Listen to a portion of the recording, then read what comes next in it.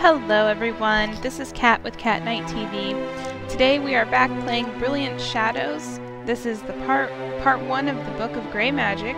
We're on part 6 of our playthrough. We're about to have a discussion between Prude and Ash. And we are going to go ahead and get started.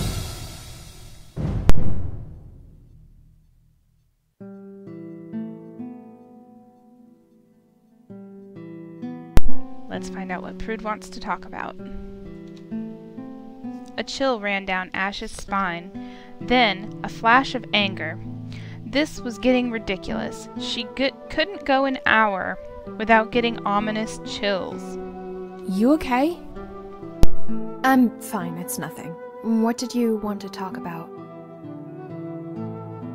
Prudence took in a deep breath. You like Hector, I know. I don't. I don't like him, that is. I don't really know how I feel about him, though. I don't trust him, but I can't say much more. Why did you kiss him then? Ash shrugged. What? You can't just shrug! Would you rather I lie? Prude seemed to think for a moment. Maybe. She sighed.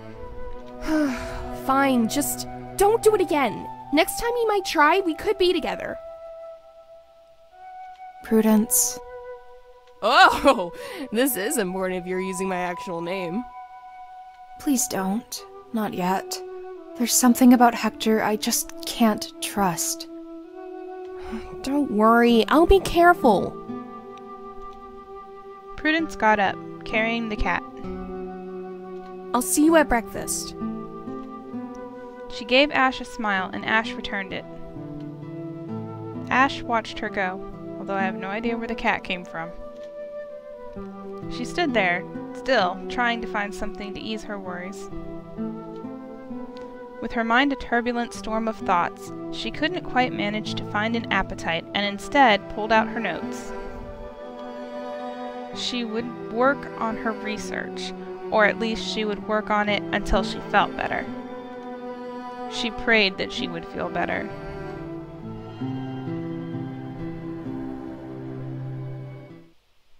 Two months later.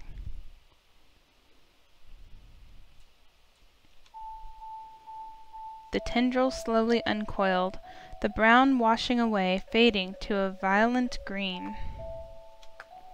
Then the leaf began to uncurl. Its dry brown surface began to wash with emerald, that then seemed to stain, ebbing to a pure black. The plant stood as erect and tall as it had in life. The regret she had for letting it die several months ago began to fade. I can't believe it worked. Ash scrawled wildly into her notes as she spoke the same words aloud. And it works in the exact same manner as reanimation. She stared at the phoenix mark on her hand. Meaning that somewhere out there, my pair is supplementing my power. If they were only a bit closer, I could reanimate something larger. A tree, perhaps. That's rather amazing. It looks much healthier than anything else I have seen reanimated. Elfnod stroked one of the leaves, cocking an eyebrow. Yes, that's odd. You're sure it's not like a golem? No. You see, golems are completely different. They're not restored to any semblance of life. They're more like puppets. Yes, there's bodies underneath the armor or clay forms you often see them in, but that's because you can't even turn false life into false bodies. There's just something about organic matter that lets it hold on to that spark. Oh, could you make a tree golem? I don't know. I'm not actually a specialist in golems. The only one I've ever made was during my trials. You know, I could have used your help with the plants I kept in my room on the island. They're all dead, too. Well, I'm not even sure of the practical uses of this spell yet. Are these plants, for example, safe to eat? Will they eventually die again like most reanimations? Or can undead plants persist because they're not constrained to such a delicately balanced body structure and system as what we typically reanimate? Are you asking me? No, I understand. You're still learning even the basics of paladin magic.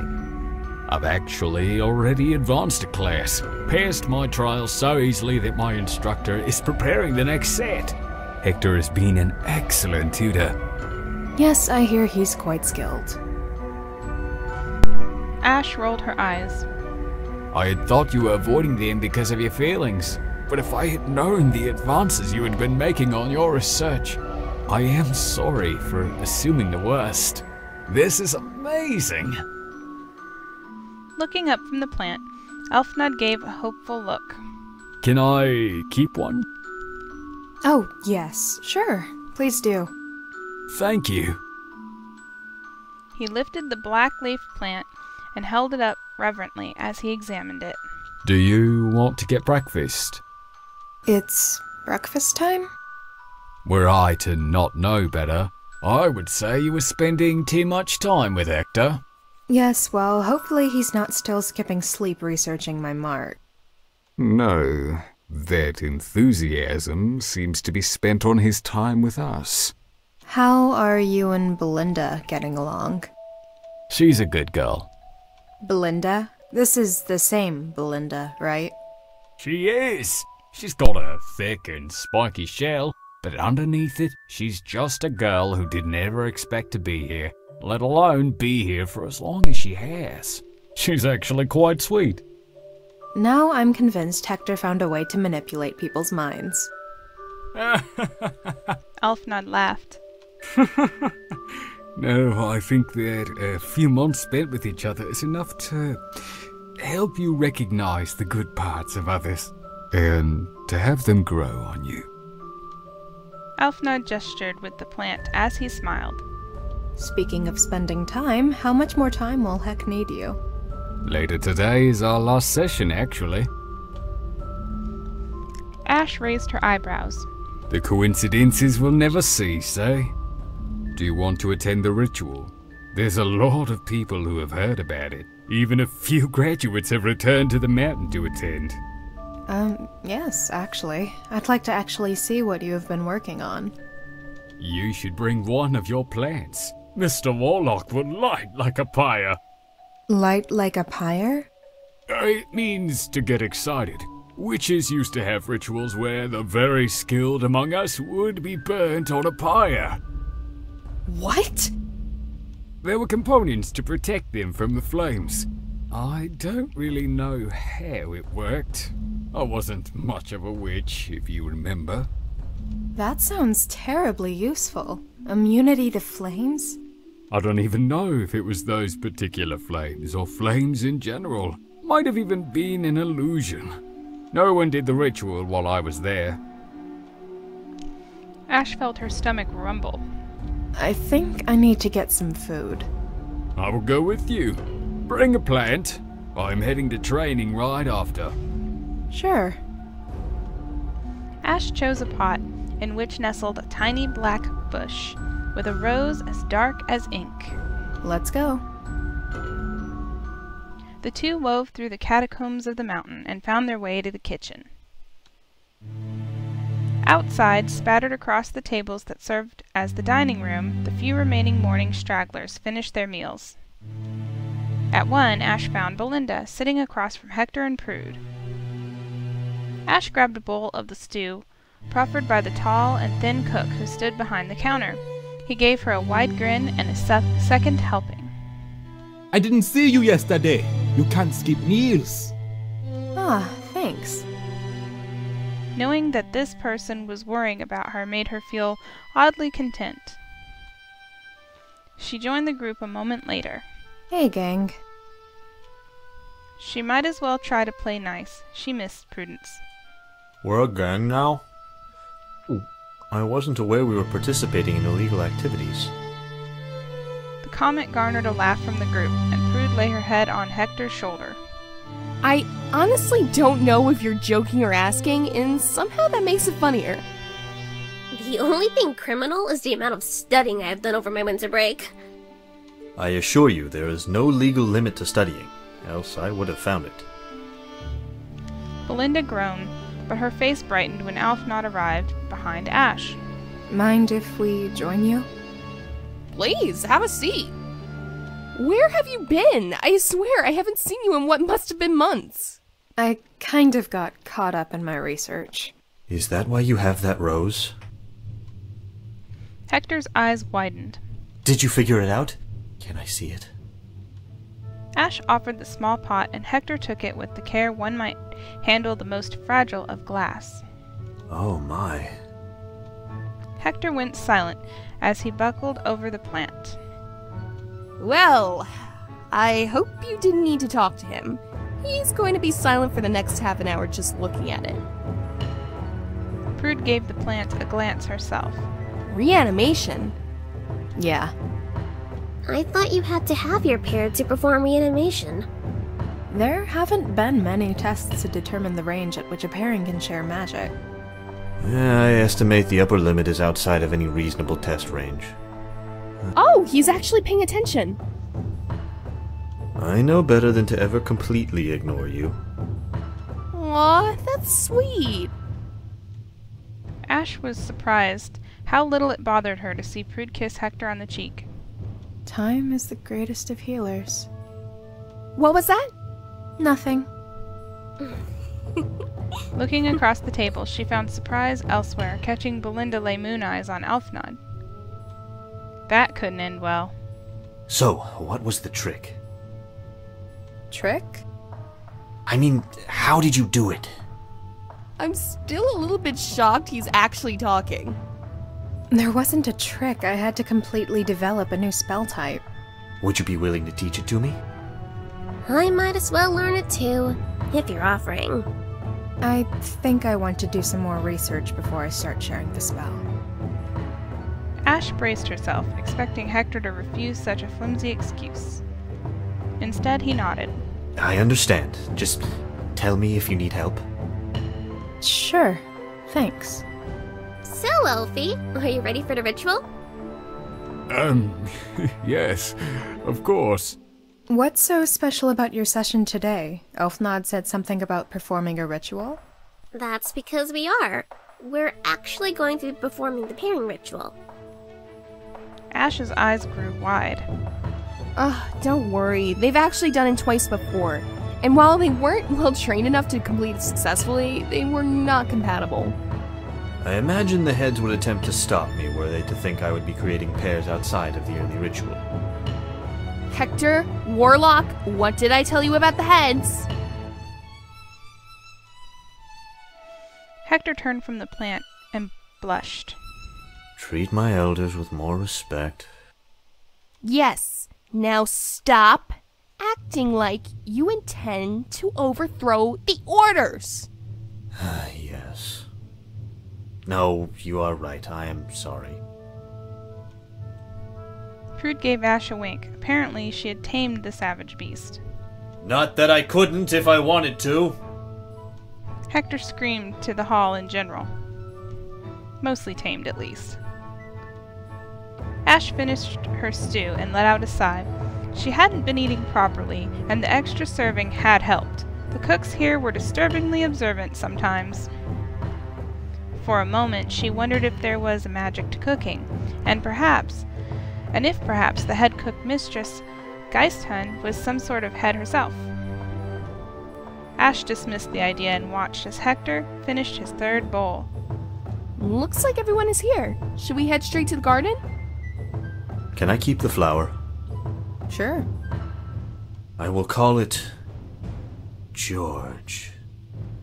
You don't need to name plants, Heck. George! He really is weird.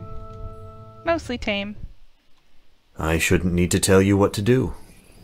Begin. Belinda took in a deep breath, and for a moment the garden hung in silence. Even after having been told, Ash was surprised to see she wasn't the only spectator. There were at least another 24 students, and, judging by the few pairs sticking to the back, at least 2 graduates. Elfnod flared with such an intense flaming white light that a gasp ran through the crowd. The amount of power he produced easily rivaled that of any graduate, and somehow that made Ash flush with pride by proxy for her friend and recent confidant. Belinda took another deep breath, but nothing happened to her. Elfnod's light began to pour forth, beginning to bridge the distance between him and Belinda. Hector's face was bleached by the light. His eyes darted wildly as he silently mouthed something. Belinda's third breath seemed to tear shadow from the earth beneath her, coiling up and around with the tendrils of pitch darkness. Extending a hand, the tendrils coiled around her arm and reached outwards. Ash was shocked that 2 months ago these two had been remedial students. This control of their energy showed an amount of technique reserved for the likes of the heads. As soon as the two touched, there was a flare and an explosion. She had been prepared. Prudent Hector had warned her to brace herself, though they had not provided the luxury of that warning to any of the other attendants.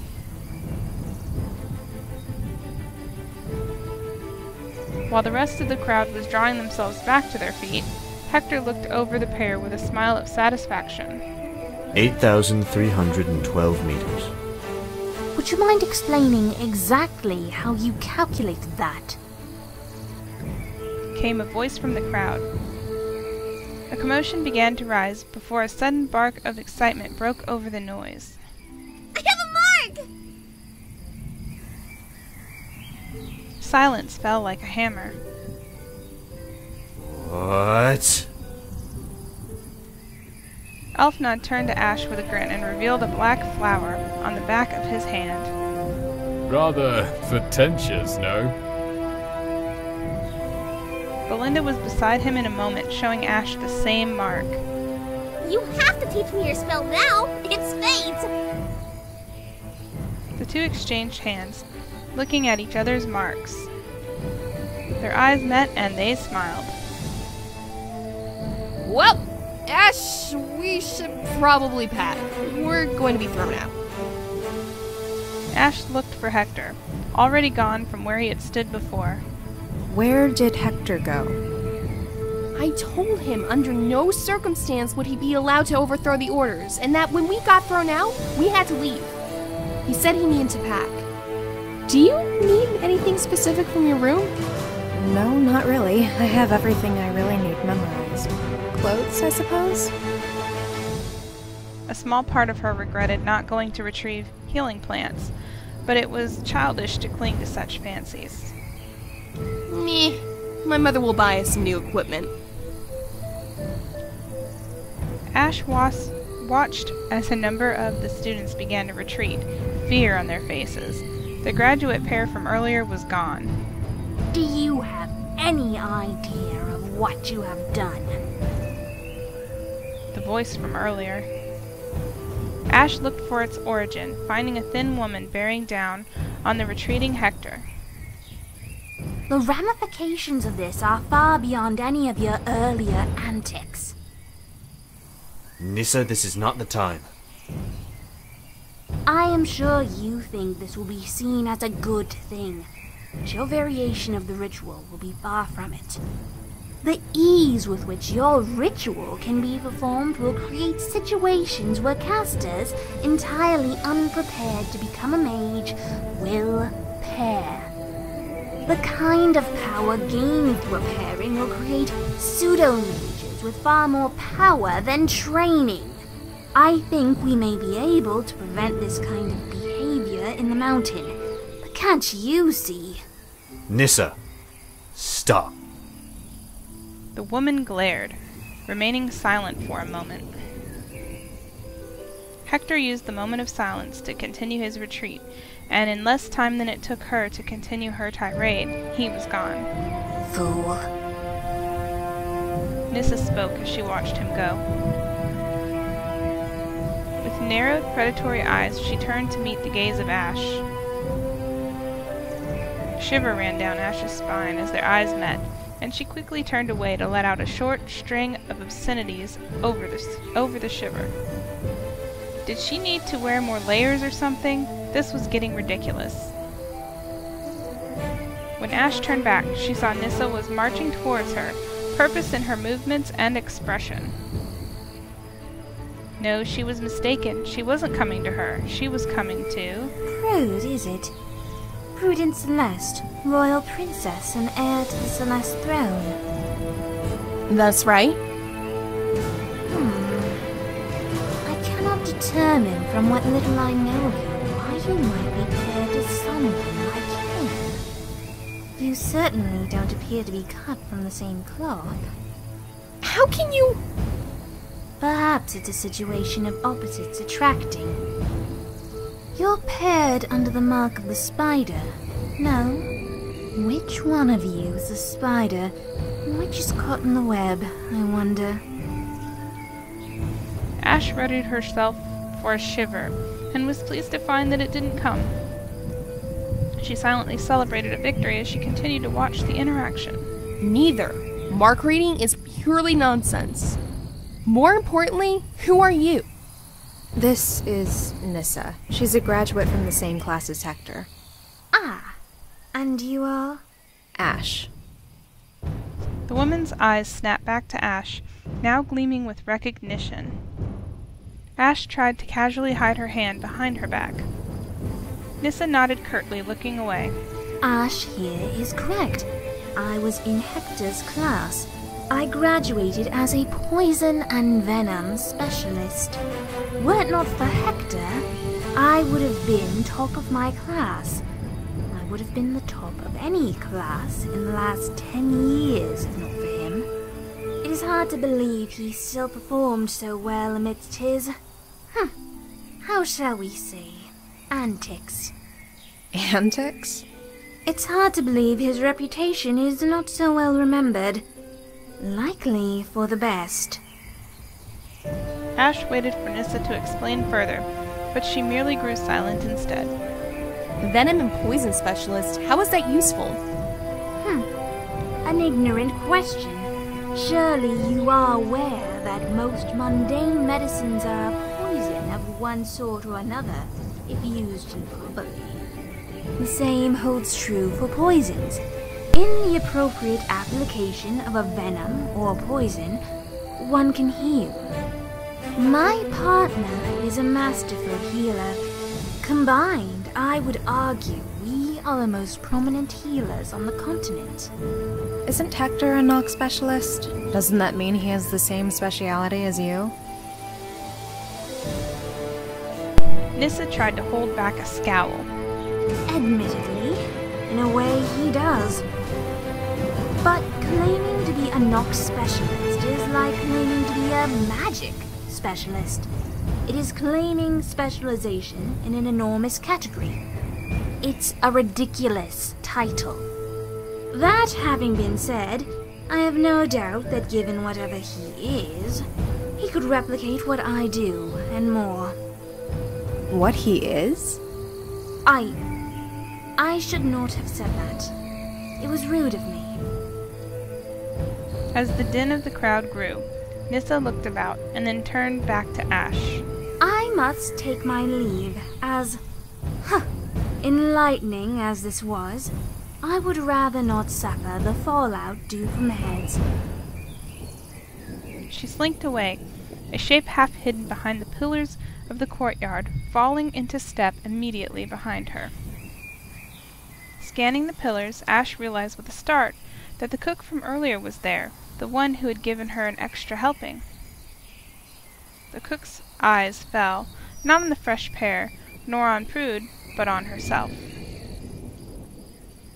She started towards him, but the crowd broke her line of sight, and in the faintest flutter of a heartbeat, he was gone. Ash wheeled around, trying to follow the boy's path. How long do you think before the heads show up and kick us out? Ash turned to Elfnut and Belinda, who were still speaking with joint enthusiasm. Oddly appropriate that the oldest students should end up paired. I doubt much longer. As though life were some sort of cosmic play and the words were an actor's cue, the heads arrived. Where is he? Ash had never seen such rage in Luciana. She had always been the voice of reason between the two. Zachariah was manic. In the sense she was actually smiling. You! What are you doing here? To your room! She shouted at a passing student observer. You! Luciana's eyes locked with Ash. Somehow I feel I should have known you were a part of this. I am sorry for your issues with your mark, but you cannot be involved in things like this. You must leave immediately. Luciana's head snapped to Prudence. Zachariah stepped towards the group, practically cooing as she spoke. Hector is to be punished. When we catch him, we will strip him of his magic. As his pair, you will suffer the same fate. No, Zachariah! You cannot do so much, not to her! No, you cannot. Hector had returned, though from where he had come, Ash could not say. A backpack and a sword that pained Ash's eyes, shimmering ether, white or black as the light struck, were all he carried. You dare to bring such a thing here? Hector slid the blade free and held its point directly at Zachariah. You touch her and you will see exactly how much I dare. Venom dripped from his every syllable with a noxious toxicity that seemed to leave the air stained with malice. Hector, let's get out of here! We're coming too. Yeah! You steal our students now, Hector. Do you truly intend to try to overthrow the orders? Boy, you think yourself strong, but you have no concept of the true power we hold. That sounds ominous. Believe me, girl, it is. I do not boast, but Hector, we have never really tried to harm you. Do not doubt we could. I have no interest in your order anymore.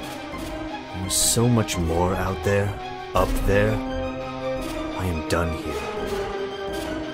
For a moment, they all merely stood. Ash readied herself for the coming fight. Instead, Zachariah turned away, slowly. Get out! Now! A glow began to burn within her. Ash felt it as much as she could see it. Enhancement magic. Is that all of which a head is capable? I will snap you in half, boy. I would love to see... He did not finish his words as Prude gagged him violently and began to lead the small party's retreat. We're leaving! Thank you, heads! They made their escape in silence. Ash was in open air before she had really thought to move her feet.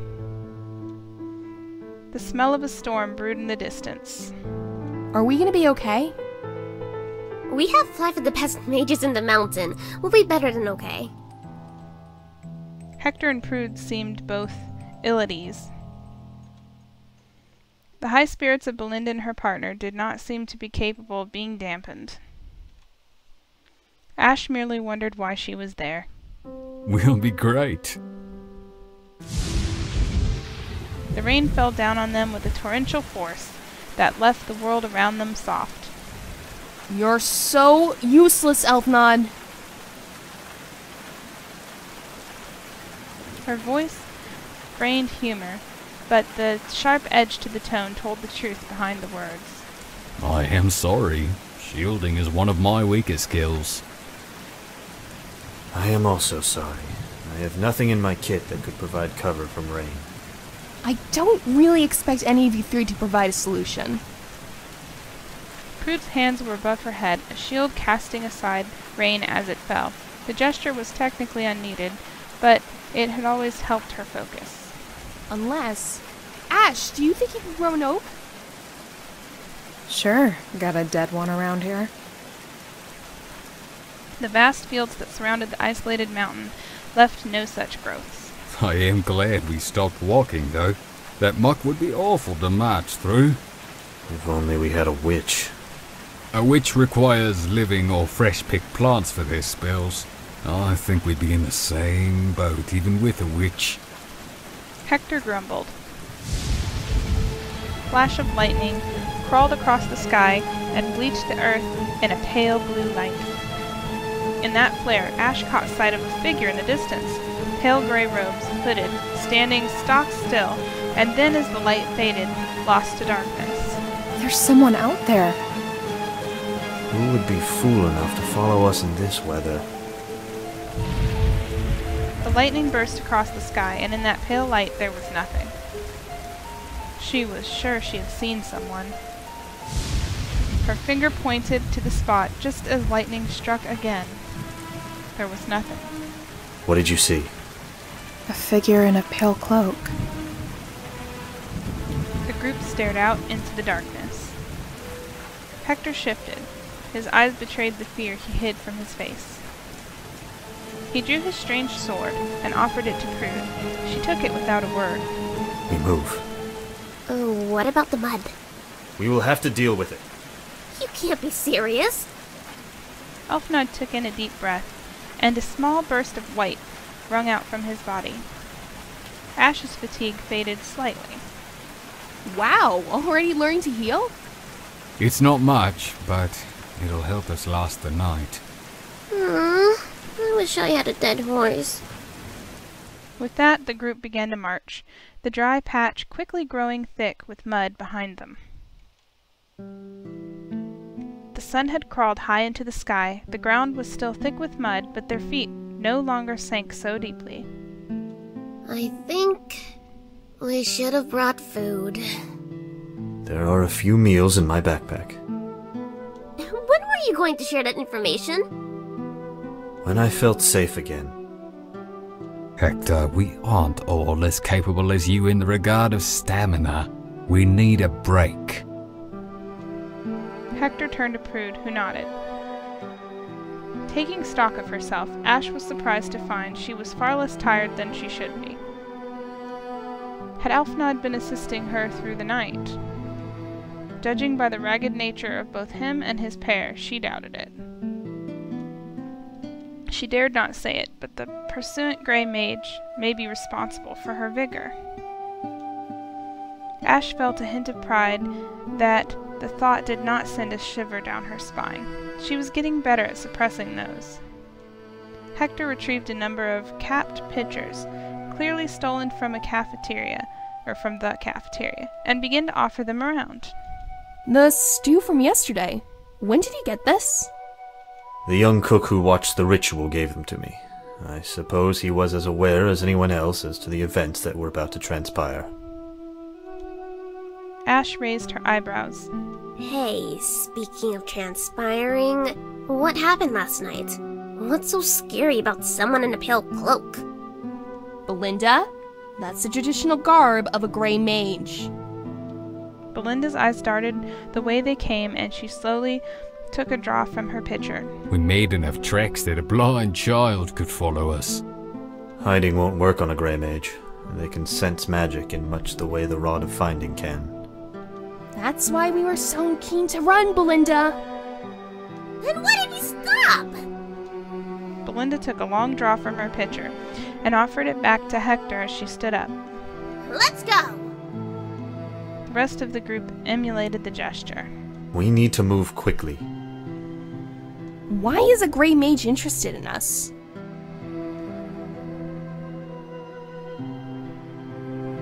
Probably her. Because it's after me. Silence fell across the group. I agree. Another silence echoed. Wait, why would... My mark. There's a chance that I am paired to a Grey Mage. Silence continued, deafening. The sun had begun to crawl skywards before they stopped again. Prude raised one hand, the group halting at command, too exhausted to question it. Placing a finger to her lips, she gestured for silence. The group quickly made to rest. Belinda removed her shoes to find raw, bloodied feet. The rest of the group the group fared better, most at least, marginally calloused, though Ash's feet were still red and cracked. Owie. Belinda grew silent, with a single look from Prude. When had she assumed such command of their group? Hector cocked his head, turning silently towards Prude, who pressed her ear to the earth. A moment passed. Hoof beats? There! Following Elfna's finger, Ash saw a small force of mounted infantry in the distance. Above them flew a black flag with an intricate white pattern. Mom? How would your mother know that we were here? Oh, I asked a friend to send a messenger bird on the way out. I didn't want to walk the entire distance. Belinda! I could kiss you! Belinda flushed and spoke under her breath. No complaints here. Please do.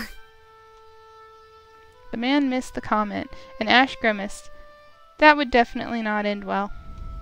The others appeared to have missed the comment as well, as they raised their voices and waved.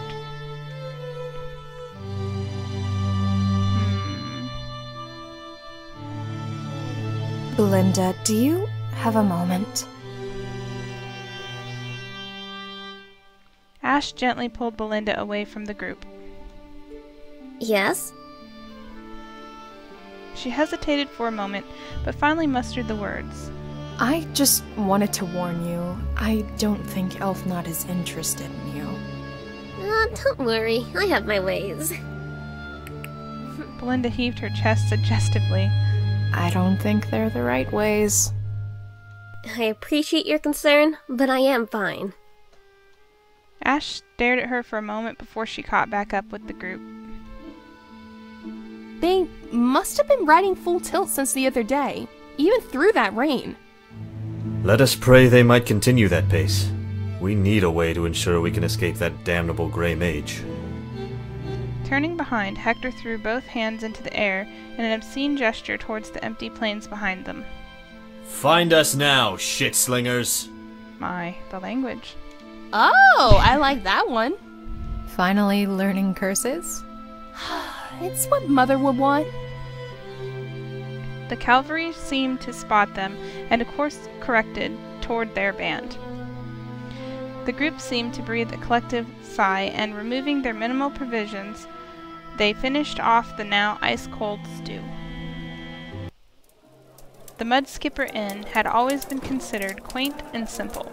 While the beer was well stocked and the beds warm, it would never be considered appropriate for royalty. When the royal guard arrived with the Princess of Celeste and her entourage, the innkeeper found himself debating the merits of asking them to leave simply because he lacked the appropriate accommodations. Upon actually seeing the disheveled muddy heap of a princess, he reconsidered and wondered what conditions she might have suffered before now. And make sure that you have all the men housed inside. Sleep in the cellar if you need to. The sky looks foul above us. But make sure to have 2 guards on duty at all times, with frequent turnovers. We may be hunted, and after only a day's travel, I would not question if the Grey Mage could still catch us. Yes, milady. Yes, my lord. I'm not a lord. Hector made to follow the guard and correct him, but Prude placed her hand on his shoulder. You are. You're married to a lady. Precedent is that you are now a lord.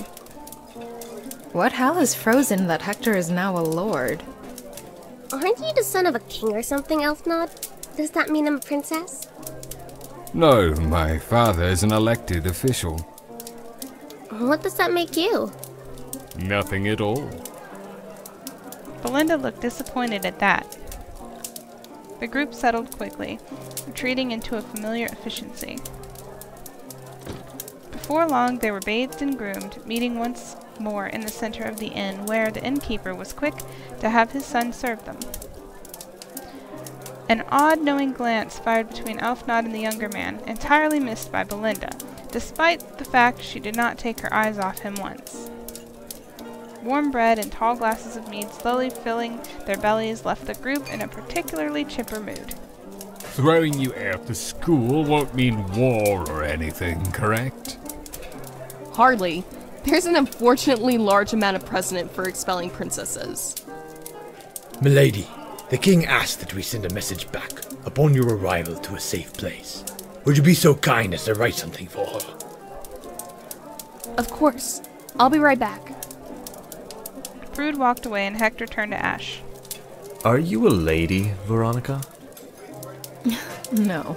My mother was a servant, and shortly after I turned 3, I became the princess's playmate. And don't call me that.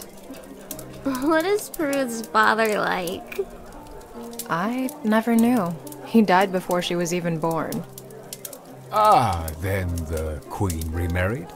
No. The king is Prude's mother. So the king was once a woman? No, she's still a woman. So it's a title then? Yes, exactly. Then, would that make Prudence a prince? And would it, under the circumstances that we were to wed, make me a princess? I don't think that's quite how it works. Princess Hector! I think it suits you better than the title of head. I agree. I look forward to the marriage. Hector did not respond, instead retreating into thought. Before any further jokes could be had at his expense, Prude returned. She looked to her pair, still deep in thought.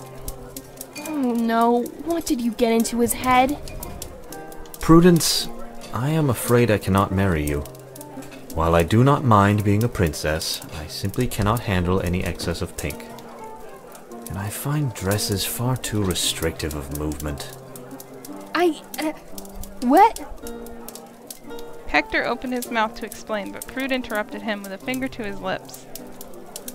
She kissed him on the forehead and sat across his lap. Don't try to explain. I prefer to keep your inner workings a mystery.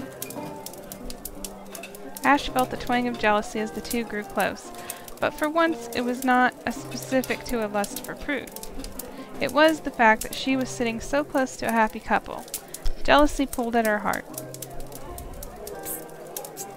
Belinda elbowed Ash and beckoned for her to lean down where she whispered in Ash's ear. I found the prettiest princess on top of a pile of his books in the library the other day. Ash raised her eyebrows. That explained a few things. Belinda hiccuped and then smiled at her before turning back to the conversation. I think I need to step away for a moment.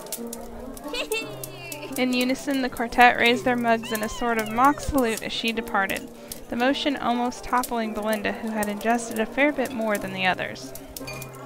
Some called alcohol liquid courage. Ash hoped Belinda did not find enough to make a fool of herself to Elfnod. Ash led herself out the front door and watched her breath curl outwards in a white fog as she let out a sigh. The night was far colder than the last two that had followed them here. Fortune had favored them that they could find shelter from that chill. Ash's eyes turned upwards, towards the dancing snowflakes, fluttering like a sea of shooting stars in the reflection of the inn's lamps. Beautiful. She spent a time in night's silence, appreciating the beauty, when the significance of the world around her finally dawned. Silence. Given the number of men that were with them and the fact they should still be busy stabling horses, the silence was an anomaly. A horse, still in its saddle, began to walk slowly past, dipping down to chew at a patch of sparse vegetation. In the distance, she saw a figure in a pale cloak. No. Fear held her still for a moment, before the hot blood of panic drove her to move. Running back inside, Ash found her companions asleep in the den of the inn, nestled in a motley assortment about the furniture which surrounded the hearth. The warmth struck her with a wave of exhaustion. The cold had edged back. She did not let it consume her. Wake up. Wake up!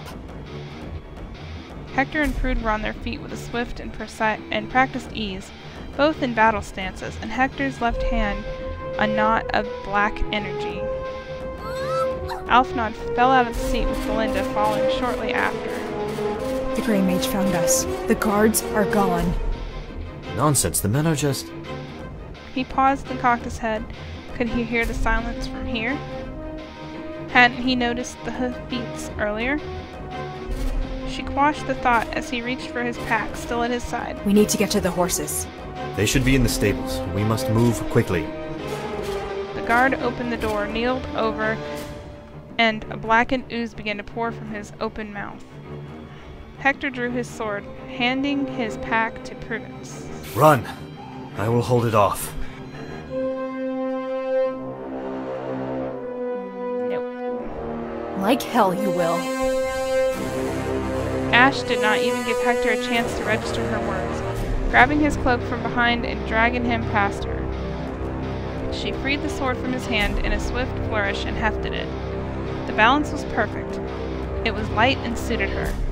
She couldn't help but wonder for a heartbeat why Heck would have a sword like this. Ash! No.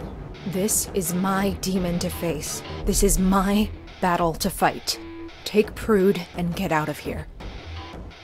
Ash turned away from him. Keep her safe. The doorway filled with the silhouette of the pale tan cloak. Ash aimed the blade toward the mage's neck. Go. She heard the footsteps fade quickly as they escaped.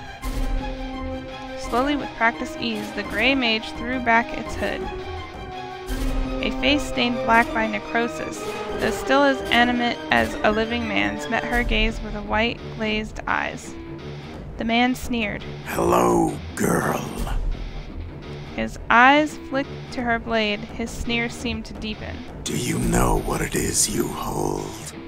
Admittedly, not in any particular sense. Obviously, it's a sword. A sword, she says. Does she not know what she holds? Carla? No, of course she wouldn't. A shiver ran down Ash's spine, and for once, she did not struggle to suppress it. Yeah, I'm going to assume Arla is your pair whose organs you stole. Stole? No. We became as one. Ash really didn't want to hear this. She drove forward, concentrating all her effort into driving the blade home. Inside her, she felt the fire burst to life, and all at once she felt as light as the air itself. The distance between them was gone in a heartbeat, and the blade tore the air directly beside the Grey Mage. She had missed, her balance thrown off by her long dress. Light and shadow. She didn't let him finish the sentence, bringing her blade down hard. Ash felt the flesh tear as the Grey Mage leapt back, his milky eyes wide. Her advantage, and by extension herself, would only survive as long as she pressed the attack. If the mage had more than a moment to recover, the gap in their power would become apparent. She pulled back for another swing when she noticed the knot of black arcing toward her. Desperately, Ash flung herself, trying to evade. The black bolt struck her on the side of her throat, and she began to choke. Weakness took her, and her grip gave out, the blade clattering to the ground. She gasped, but her breath found no purchase. Impressive. I hadn't imagined the sword would give you access to both pools. His words meant nothing as she clawed at her own throat, desperate for air. He loomed over her. A beautiful specimen. It is unfortunate you are already paired. I could use a heart as strong as yours. Somehow, amidst it all, she looked at his hands. His mark was twisted, so abstract she could not tell its shape. This was not her pair. A weight lifted from her, and she tore out the tiniest gasp. Strange you should seem so repulsed by a Grey Mage when you travel with one. Hector. Hector was a Grey Mage. She had been right, but how? Why? Prude. Her hands closed around a hilt.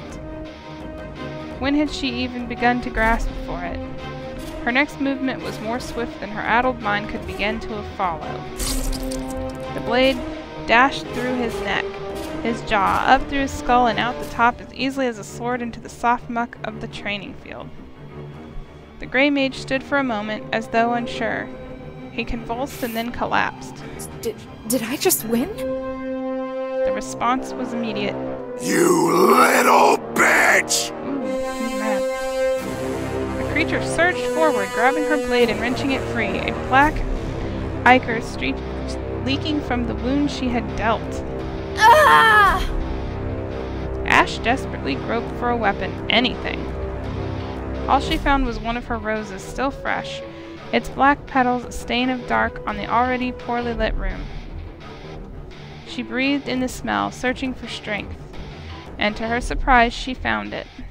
Something seemed to catch fire in her chest, a burning sensation that boiled in her lungs. With a cough, she let it out. Inky blackness erupted from her mouth, curling like a plant, sprouting with impossible speed. The growth engulfed the Grey Mage, and then it flowered. No! The Grey Mage's screams were brief before the dark, flower-like flames did their work. Dissolving, the creature slumped to its knees, little more than charred lumps remaining of its extremities. She stared at the body. Full realization of what she'd done dawned upon her. Buckling over, she erupted with the recent banquet she had eaten. A moment of relief, and she retched again. Hector, Prude. With effort, she found her feet. Ash exploded out the front door, staring out into the silent white night. Hoofprints were being lost in the falling snow, leading away from the stables, leading to Celeste. They escaped, thank the goddess. Snow crunched behind her. In the darkness, her eyes met a gray-cloaked figure. Silence stood between them. Ash raised the blade with an unsteady arm. Don't cross me tonight, or I'll end you just like I did the last Grey Mage. Whoa, okay. This obviously isn't the best time for you. We can talk later then. Without another word, the figure retreated into the dark. Did that just count as a win? Ash decided that would be a yes. Definitely a win. The celebratory mood lasted about as long as it took her to realize there were no horses left. With a groan, she took a deep breath and broke into a slow trot. Her fist was still clutching the black and white blade as though she feared nothing more than losing it. As she ran, though she struggled against them, so too did her thoughts.